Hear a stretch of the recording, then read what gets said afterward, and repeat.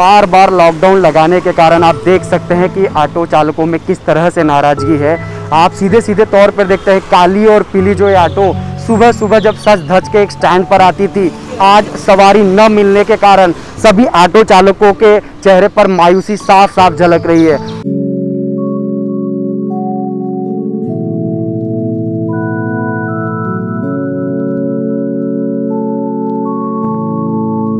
की वजह से बहुत सी समस्याएं हमारी तैयार हो गई है, जिसमें हमारी आर्थिक परिस्थिति सबसे ज़्यादा खराब हो गई है। हम अपने बच्चों को स्कूल नहीं पढ़ा पा रहे, उसकी फीस नहीं भर पा रहे हैं। जो सरकार ने जो सरकार की जो होती है वादा करने के लिए होती है, वादा पूरा करने के लिए नहीं होती है। घर से निकलते एक आस होती है कि हम जाएंगे स्टैंड पे, सवारी मिलेंगी हमें, और उस सवारी के माध्यम से जो पैसा आएगा तो हमारा घर चलेगा। तो अभी तक तो मदद मिली नहीं है, पिछली बार भी और अभी भी ऐसा लगता नहीं है। 1500 रुपये का बोले वो भी नहीं मिले अभी तक। आज वो 3000 रुपये की मूर्ति के बदले अगर ये लोग हॉस्पिटल अगर बनाते या पढ़ने के लिए पढ़ाई के लिए अगर ये कॉलेज या स्कूल बनाते तो आज वो हमारे बच्चे पढ़ के उनके भविष्य में कुछ काम में आता। मूर्ति को क्या अभी खाना है, क्या देख के चाटेंगे? गडकरी साहब जैसे सक्षम नेता जिसको इस देश के अंदर विकास पुरुष माना जाता है, और उसके बाद भी यहाँ की जनता इतनी परेशान है, तो ये क्या हमारे जो केंद्रीय परिवहन मंत्री, क्या उनको ये समझ में नहीं आता कि यहाँ का ऑटो वाला कितने दयनीय अवस्था में? हर बार लॉकडाउन लगाने जाने के कारण सबसे ज़्यादा अगर कोई प्रभावित हो रहा है तो मध्यम और गरीब वर्ग। ऐसे में जो ऑटो चालक और उबर चालक जो होते हैं उन्हें सबसे ज़्यादा समस्या का सामना करना पड़ रहा है। ऐसे में लॉकडाउन बार बार लगाने के कारण आज ऑटो चालकों पर भूखमरी की नौबत आ गई है। चलिए सीधे बात करते हैं कुछ ऑटो चालकों से। बार बार मतलब एक लॉकडाउन लगाने के कारण क्या समस्या आ रही है ऑटो चालकों को? बार बार लॉकडाउन लगाने की वजह से बहुत सी समस्याएं हमारी तैयार हो गई है, जिसमें हमारी आर्थिक परिस्थिति सबसे ज़्यादा खराब हो गई है।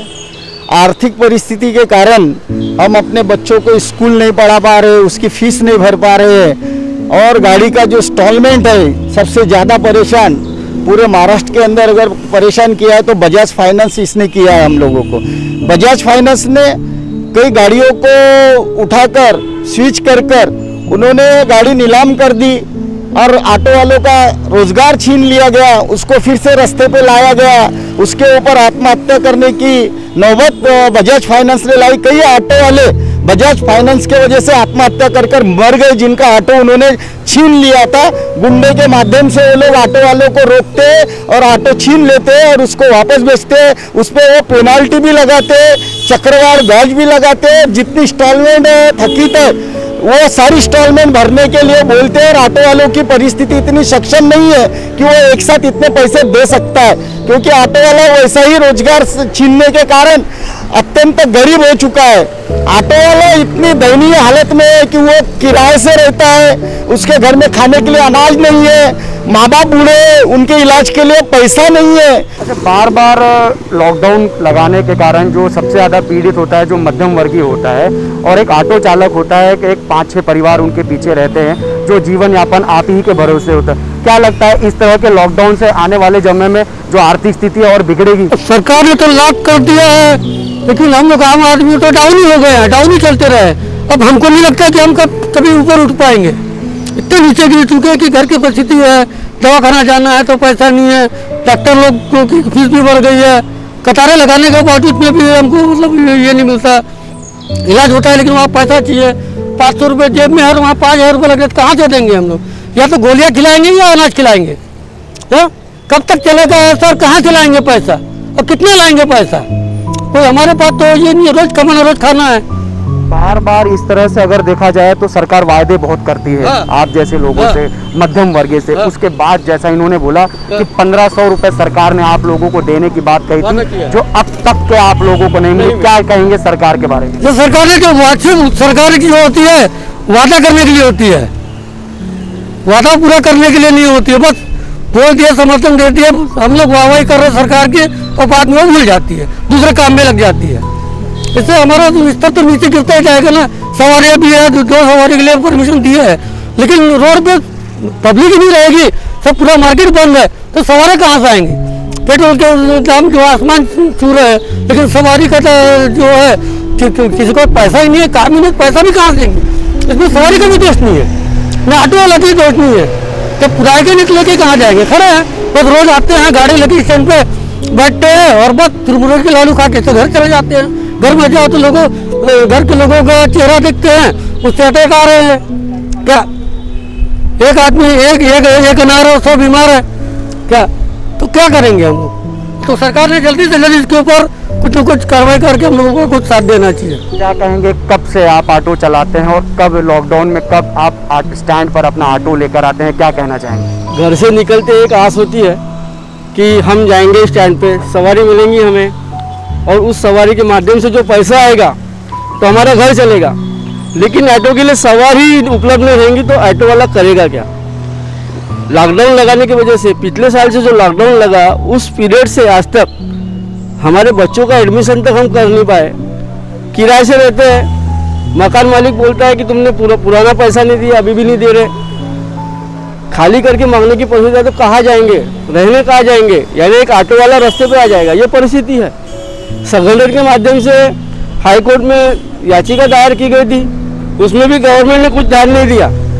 लेकिन संगठन अपना प्रयत्न कर रही है, लेकिन सरकार के कान पर जू तक नहीं रेंगती थी। लेकिन इस बार 1500 रुपये का जो आश्वासन दिया गया है, मैं ये कहना चाहूँ कि वो जल्द से जल्द लोगों के खाते में आए, लोगों को जल्द से जल्द मिले, तो उसको कुछ एक आधार मिले। क्या लगता है 1500 रुपये में जीवन यापन कर पाएगा एक आदमी जिसके पीछे 4 और 5 लोग रहते हैं? ये तो हो नहीं पाएगा, लेकिन एक बोलते ना, दुखते को तिनके का सहारा, उस प्रकार से ये बात हो रही है। मैं तो यही कहना चाहूँगा कि सरकार ने जिस प्रकार से, दिल्ली सरकार, कुछ कर्नाटक सरकार ने ऑटो वालों को 5-5 हजार रुपये जो दी, उस प्रकार से देना चाहिए था। 1500 रुपये कुछ भी नहीं हो सकता। एक 50 रुपये रोज में BPL का जो रहता है ना, उससे भी कम में होगा वो। लेकिन कम से कम 5000 रुपये तो सरकार ने देना चाहिए था। यदि दिया भी है 1500 रुपये, तो जल्द से जल्द हर किसी के खाते में आना चाहिए। 15 बहाने क्यों कर रहे हैं? बहाने नहीं होना चाहिए, जल्द से जल्द पैसा आना चाहिए लोगों के खाते में। कहीं ना कहीं जो दिल्ली सरकार है ऑटो चालकों के लिए 5000 रुपये तथा अनाज देने का एक वायदा की है और कहीं ना कहीं वो उनको सारी चीज़ें दे रही है। बात अगर करें महाराष्ट्र सरकार की, तो महाराष्ट्र सरकार ने केवल 1500 रुपये दिए हैं बात, और उसके बावजूद 1500 रुपये किसी भी ऑटो चालकों के खाते में नहीं है, जिससे अच्छे खासे नाराजगी है वो 1500 रुपये न आने के कारण। क्या कहना चाहेंगे? अभी तक तो किसी नागपुर में ऑटो चालकों को 1500 रुपये आए नहीं। बोलने को भी मुख्यमंत्री साहब को अभी महीना भर हो गया मेरे ख्याल से, अभी के किसी के अकाउंट में पैसे आए नहीं। हो रहा है 1500 रुपये, 1500 रुपये में क्या होता है, कुछ भी गुजारा नहीं होता है महीना भर। ना तेल आता, तेल आज बोलो तो 2500 रुपये का डब्बा है एक तरीके से। और जैसा दिल्ली सरकार ने 5-5 हजार रुपये दिए, और इसके पहले लॉकडाउन में भी 5-5 हजार रुपये दिल्ली सरकार ने दिए। और इसके पहले हमने मांग किए थे ऑटो संगठन में, ऑटो चालकों ने, कि 5-5 हजार रुपये दिल्ली सरकार ने जैसा दिया है उसी तरह महाराष्ट्र में भी ऑटो चालकों को 5-5 हजार रुपये मिलना चाहिए। तो ना पिछली बार सरकार ने सुनी पिछले लॉकडाउन में, न इस लॉकडाउन में कुछ ऑटो चालकों को आर्थिक मदद कुछ भी नहीं मिली है। बात करें अगर सरकारों की, तो कहीं ना कहीं यहाँ 3-3 सरकारें मिलकर सरकार चला रही है और ये 1500 रुपये नहीं दे पा रहे हैं। और दिल्ली की सरकार एकमात्र होने के बावजूद 5-5 हजार रुपये ऑटो चालकों को दे रहे हैं। और केजरीवाल ने यहाँ तक के कहा है कि हम ऑटो वालों के साथ हैं। ऐसा कहीं पे भी आपको महाराष्ट्र सरकार के प्रति प्रतीत होता है? जी नहीं, बिल्कुल नहीं, क्योंकि अभी तक तो मदद मिली नहीं है, पिछली बार भी और अभी भी। ऐसा लगता नहीं है 1500 रुपये का बोले वो भी नहीं मिले अभी तक। उसके लिए फॉर्म ऑनलाइन भरना है, यानी कि गरीब ऑटो वाले को ऐसा अंगूठा छापे तो वो फॉर्म भरेगा कैसा ऑनलाइन? डायरेक्ट डॉक्यूमेंट ITO में जमा रहते, डायरेक्ट अकाउंट में दे, नेट कॉपी बने, वहाँ नेट पर जाएंगे का 200 पहले खर्चा करना है, और 1500 रुपये आएंगे। वो आएंगे कब आएंगे, आते कि नहीं आते? 200 रुपये तो नेट कॉपी पे लग रहे पहले ऑटो वाले को, वो कैसे लाएंगे 200 रुपये पहले ऑनलाइन फॉर्म भरने की? ये बात मुझे बताइए। लॉकडाउन के पहले जब ऑटो चलाते थे और अब ऑटो चलाते हैं, कितने लोगों का परिवार आप लोग के चल रहे हैं? और पहले की तुलना में अब की तुलना में ऑटो चलाना क्या आपको लगता है फायदेमंद सौदा हो सकता है? जी कुछ भी नहीं, जैसा अभी क्या ऑटो कर रहा है तो सवारी नहीं मिल रही, 2-2, 3-3 घंटे भर जा रहा है। 2 सवारी की परमिशन है जिसमें के, तो सवारी मिल रही नहीं। सवारी जो मिलती है डेली जॉब करने वाला, तो 20 रुपये दूंगा बोलता है, 10 रुपये दूंगा, 10 रुपये 50 रुपये का पेट्रोल लग रहा है, 20 रुपये की सवारी बिठा के जा रहा है। इसमें नुकसान, कुछ भी पेट्रोल के भी पैसे नहीं कर रहे ऑटो वाले के। एक ऑटो वालों की सबसे बड़ी नाराजगी ये भी होती है कि कहीं ना कहीं बसों की अगर हम बात करें, लोकल बसों की, उसमें ठूस के भरे जा रहे हैं, वहाँ पे पुलिस कहीं ना कहीं कार्रवाई नहीं करती। और जहाँ ऑटो चालक अगर 3 से अधिक अगर सवारी बैठा लेते हैं तो पुलिस उनका चालान बनाती है, जिससे कि और उनके ऊपर मुसीबत आ जाती। क्या कहना चाहेंगे? मैं Javed Shaikh, tiger auto rickshaw संगठन का अध्यक्ष, नागपुर शहर। देखिए, ये परिस्थिति तो फिलहाल में अभी नहीं है बसों की, क्योंकि अभी लॉकडाउन चल रहा है। लेकिन जब लॉकडाउन नहीं था तो तब बसों में कैपेसिटी से भी डबल सवारी बिठाकर वो ले जाते हैं। लेकिन ऑटो को 3 सवारी का परमिट दिया गया है, और 3 सवारी का परमिट रहने के बावजूद अगर एक आधी भी सवारी अगर ऑटो चालक अगर बिठा ले तो उसके ऊपर चालान किया जाता है। एक तो छोड़िए, अभी 1 हफ्ता पहले की बात है, हमारे ही संगठन के जो एक सदस्य है, उनका नाम है तौफीक शेख, वो बुट्टी बोरी से आ रहे थे पेशेंट लेके, उनके गाड़ी में 2 ही पेशेंट थे। तो 2 पेशेंट रहने के बावजूद पुलिस वाले ने उनको खापरी पे रोके, खापरी नाके पे, और खापरी नाके के ऊपर में रोकने के बाद उन्होंने बताया कि मैं हॉस्पिटल जा रहा हूँ और ये सवारी जो है, ये पैसेंजर, ये हॉस्पिटल ले जा रहा हूँ। उसके बावजूद भी उन्होंने मुझे फ़ोन किए। जब मैंने उनसे बात करना चाहता तो उन्होंने डायरेक्ट बोले, वो पुलिस वाले ने, कि तेरा मोबाइल फोड़ डालूंगा, फेंक डालूंगा, बोले तू बोले रोड में घूम रहा है तो, और लोगों को कोरोना होगा तो कैसा क्या। इन्हें देखिए, एक ऑटो रिक्शा चालक अपना पेट पालने के लिए निकलता है, और नियम के तहत ही 2 पैसेंजर जब लेके जाता है तो उस ऑटो चालक की वजह से कोरोना फैलने वाला है। और जो भारत देश के अंदर में चुनाव के मद्देनजर रखते हुए इतनी बड़ी बड़ी जो रैलियां हो रही है, जिसमें प्रधानमंत्री, गृह मंत्री, ये सब लोग जो जा रहे हैं, तो क्या वहाँ कोरोना नहीं हो रहा है? और वो जो पुलिस ऑफिसर, जब वो ऑटो रिक्शा चालक अपनी मदद के लिए एक संगठन के अध्यक्ष को फोन लगा रहा है, तो वो पुलिस ऑफिसर जो है वो कहता है कि तेरा मोबाइल फोड़ डालूंगा, फेंक डालूंगा, और बोल रहा है कि ठीक है तू जा, तेरा चालान नहीं बनाता। लेकिन जब हम उसको चेक करते हैं लिंक के ऊपर में जाके, तो 700 रुपये का फाइन उसने मारा है। वो ऑटो चालक भी यहाँ पर हमारे खड़े हुए, और ये घटना जो है ये खापरी की है। तो इस तरह की पुलिस वालों की मैं बात करूँ, ऑटो चालक और पुलिस वालों का जो साथ होता है वो एक तरह से जानी दुश्मन का होता है।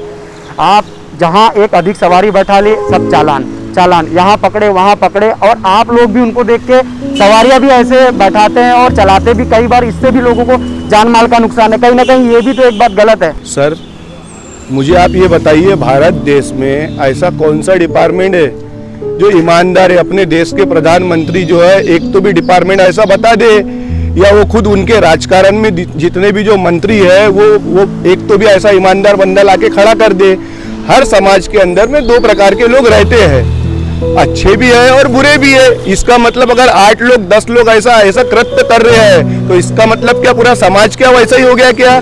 ऐसे भी ऑटो रिक्शा चालक है। कल हमारे ही संगठन के एक ऑटो रिक्शा चालक है, जिन्होंने अपने ही पैसे से ऑक्सीजन सिलेंडर लगाए। कल हमने उनका इनॉग्रेशन किया आरटीओ ऑफिस में, जादव साहब के हाथ से। उसमें हमारे मार्गदर्शक, विदर्भ टाइगर ऑटो रिक्शा संगठन के मार्गदर्शक विलास भालेकर जी भी थे, और हम टाइगर ऑटो रिक्शा संगठन की भी टीम थी। कि वो आज की परिस्थिति देखिए ऑटो चालक की क्या है, कि ऑटो चालक के घर में खाने के लिए नहीं है, उसका रोजगार बंद है, लेकिन वो ऑटो रिक्शा चालक अपने पैसे से ऑक्सीजन भरकर जो कोविड के जो पेशेंट है उनको फ्री सेवा दे रहा है। तो अब उस ऑटो रिक्शा चालक की गिनती हम किस ऑटो चालक में लेकर आएंगे? तो हर समाज में ऐसे लोग हैं, अच्छे और बुरे लोग हैं। बहुत अच्छी बात बोली है। ये ऐसे समय में, लॉकडाउन के समय, कई ऑटो चालक ऐसे हैं जो एक मरीज को ले जाने का, शमशान में लाशें पहुंचाने का काफ़ी अच्छा भी ऐसा प्रयास कर रहे हैं, जिनके लिए सरकार ने कहीं ना कहीं उनका एक शुक्रगुजार होना चाहिए। क्या कहेंगे ऐसे लोगों के बारे में? ऐसे लोगों के बारे में यही कहूँगा, क्योंकि आज जो परिस्थिति है, आज एक रिश्तेदार जो है अपने रिश्तेदार को कोविड होने के बाद में हाथ लगाने के लिए डर रहा है। कई ऐसे वीडियो आ रहे हैं कि समाज के लोग तक उसकी मैयत उठाने के लिए कब्रिस्तान बोलो या घाट बोलो, वहां तक सामने नहीं आ रहे।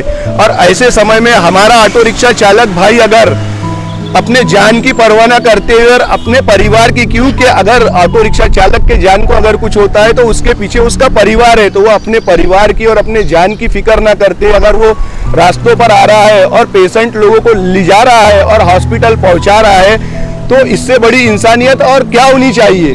ये तो काम जो है ये गवर्नमेंट का है ना, गवर्नमेंट ने ये एम्बुलेंस वगैरह का जो इंतजाम करना चाहिए, लेकिन गवर्नमेंट इसमें नाकाम रही है। तभी तो सामाजिक संगठनों को और ऑटो रिक्शा चालकों को मैदान में उतर कर आना पड़ रहा है ना। हम देख रहे हैं ना कि यहाँ पर नागपुर शहर में ही नहीं तो पूरे भारत देश के अंदर में बेड की कमी है। आज 1 साल से कोरोना आया हुआ है, सन 2020 मार्च महीने में लॉकडाउन हुआ था, तो 1 साल से अगर पूछा जाए तो केंद्र सरकार क्या कर रही थी? यहाँ तो हमारे प्रधानमंत्री मेक इन इंडिया बनाने वाले थे ना, लेकिन मेक इन इंडिया की पोल तो ये पूरे 1 साल में खुल गई है। कहाँ गया मेक इन इंडिया? मेरे को एक बार बताइए, आज इन्होंने ये जो 7 साल से जो सरकार में तो कितने हॉस्पिटल बनाए, कितने हॉस्पिटल तैयार किए? आज इन्होंने जो शौचालय जो बनाए वो शौचालय में इलाज होगा कि कोविड के पेशेंट लोगों का? वो तो गनीमत है कि जो पिछले साल जो सरकारें जो 60 साल 65 साल 70 साल जो बार बार ये सरकार बोलती है 70 साल में क्या किए, अगर वो लोग अगर हॉस्पिटल बना के नहीं रखते तो मुझे ऐसा लगता था कि जो हमारे प्राइम मिनिस्टर ने जो शौचालय बनाकर रखे उसमें हमारे जो पेशेंट है जो भारत देश के वहाँ इनका इलाज कराना पड़ता था। 3000 करोड़ की मूर्ति बनाए, आज वो 3000 रुपए की मूर्ति के बदले अगर ये लोग हॉस्पिटल अगर बनाते या लोग पढ़ने के लिए पढ़ाई के लिए अगर ये कॉलेज या स्कूल बनाते तो आज वो हमारे बच्चे पढ़ के उनके भविष्य में कुछ काम में आता। मूर्ति को क्या अभी खाना है क्या? देख के चाटेंगे? मूर्ति को देखने से क्या अभी पेट भरने वाला है पब्लिक का? बात करें ऑटो चालकों की तो सबसे ज़्यादा जो ऑटो चालक होते हैं ये EMI पर लोन पर ऑटो लेते हैं, और कहीं ना कहीं एक जो दबाव होता है एक फाइनेंस कंपनियों का भी होता है। क्या कहना चाहेंगे? आज फाइनेंस कंपनी का ये दबाव है, इंस्टॉलमेंट पिछले साल से कई ऑटो वालों की रुकी हुई है, तो ये जो गुंडे जो खाली पीली पोट्टे होते हैं इनको पैसे देके गाड़ी उठाने लगाते हैं, और कई गाड़ी ऐसे सीज कर रहे हैं, और सीज करने के बाद में सीजिंग चार्ज लेते हैं ऑटो वाले के। सीजिंग चार्ज लेने के बाद जहाँ गाड़ी जमा करते हैं वहाँ से जितने दिन गाड़ी जमा रहेंगी ऑटो चालक छुड़ाएंगे नहीं, वो डेली के उसके चार्ज लगाते हैं, और सीजिंग चार्ज अलग लगाते हैं, और डेली जहाँ गाड़ी खड़ी है उनकी सीजिंग करके वहाँ का चार्ज अलग लगाते हैं। और महाराष्ट्र सरकार से ये की जा रही थी कि आर्थिक मदद नहीं दी है, कम से कम वो जो बजाज फाइनेंस जो है ज़्यादा करके बजाज फाइनेंस वाला इतना परेशान कर रहा है, बिल्कुल टॉर्चर कर रहा है। फ़ोन कर करके पुणे से फ़ोन आते, दिल्ली से फ़ोन आते, हम ये कोर्ट से बोल रहे हैं, ऐसा दबाव करते हैं ऑटो वाले को। और पिछली बार में हमारे उमेश चिकाटे करके तो उड़केश्वर को उनने भी जहर खाया था, उसको बिल्कुल परेशान करके रख दिया था भारत कंपनियों ने। ऐसा मदद मिलना चाहिए फाइनेंस कंपनी से। कोई मुख्यमंत्री ने बात करके बैठक करके मीटिंग लगा के ऑटो चालकों के लिए मदद करना चाहिए महाराष्ट्र के। क्या कहना चाहेंगे सरकार से ऐसे लॉकडाउन में जब इस तरह की लाचारी ऑटो चालकों पर आई है, एक आर्थिक कहीं ना कहीं नुकसान झेल रहे हैं, क्या कहना चाहेंगे उद्धव सरकार से? उद्धव सरकार से तो हम ये कहना चाहेंगे कि पिछले लॉकडाउन से जो भारी नुकसान ऑटो वालों का हुआ है, कई लोगों का परिवार उद्ध्वस्त हो गया, कई लोग आर्थिक समस्या के वजह से आत्महत्या कर कर मर गए, और कई लोग बीमारी से पीड़ित होकर अफंग हो गए, और कई लोगों का तो इतना हाल बुरा है कि उनकी देखभाल करने वाला भी कोई नहीं रहा है, और सरकार इस बात की कोई भी किसी भी तरह दखल नहीं लेती है। यहाँ के कलेक्टर साहब को हमने संगठन के माध्यम से ऑटो वालों की जो परिस्थिति है वो सारी परिस्थिति उनके सामने रखे, और उनसे अनुरोध किए कि ऑटो चालकों को सरकार के तरफ से कुछ ना कुछ मदद आपके माध्यम से मिलना चाहिए।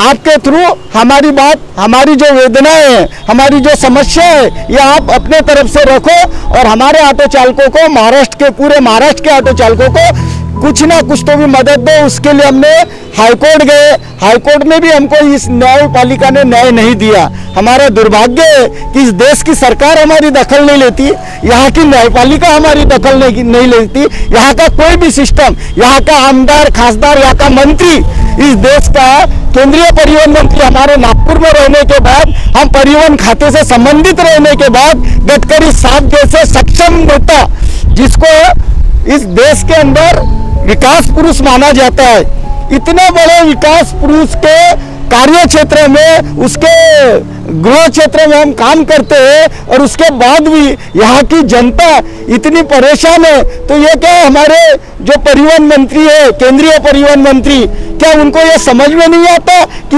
यहाँ का ऑटो वाला कितने दयनीय अवस्था में है? इनको कई पुल बना रहे हो, हजारों करोड़ का फंड दे रहे, तो क्या ऑटो वालों को, तो परिवहन मंत्री है, हमारे से डायरेक्ट संबंध है उनका वाला, तो उन्होंने तो आज तक पिछले लॉकडाउन से लेके तो इस लॉकडाउन तक एक भी बात ऑटो चालकों की नहीं की, शादी हमारी एक दखल नहीं ली, हमारे बारे में कुछ सोचते ही नहीं है कि इनको कुछ तो भी सेंट्रल गवर्नमेंट से या स्टेट गवर्नमेंट से मदद मिलना चाहिए। ऑटो वाला बहुत ही दयनीय अवस्था में जी रहा है और बड़े संख्या में आज 20-25 लाख इस राज्य में ऑटो रिक्शा चालक कर्मचारी वर्ग है और इतनी बड़ी तादाद में ये ऑटो चलाने वाला रहने के बावजूद ये हमारी दखल तक नहीं लेते। क्या हम इस समाज का हिस्सा नहीं है? हम क्या इस देश के नागरिक नहीं है? हम क्या इनको मतदान नहीं करते हैं? क्या हमारे वोट इनको मिलते नहीं है? ये सब कुछ हम देने के बावजूद ऑटो वाला इस देश के विकास में सबसे बड़ा हिस्सेदार है। इसलिए मेरा ये कहना है सरकार से कि सरकार ने जल्दी से जल्दी ऑटो वालों की दखल लेकर, उनकी भावनाओं को समझकर, उनकी परिस्थितियों को समझकर अगर उनको मदद नहीं किया तो आने वाले दिनों में यहाँ की परिस्थिति बहुत भयंकर होगी और ऑटो वाला चिढ़ जाएगा तो उसको संभालना मुश्किल हो जाएगा, कानून व्यवस्था बिगड़ सकती है।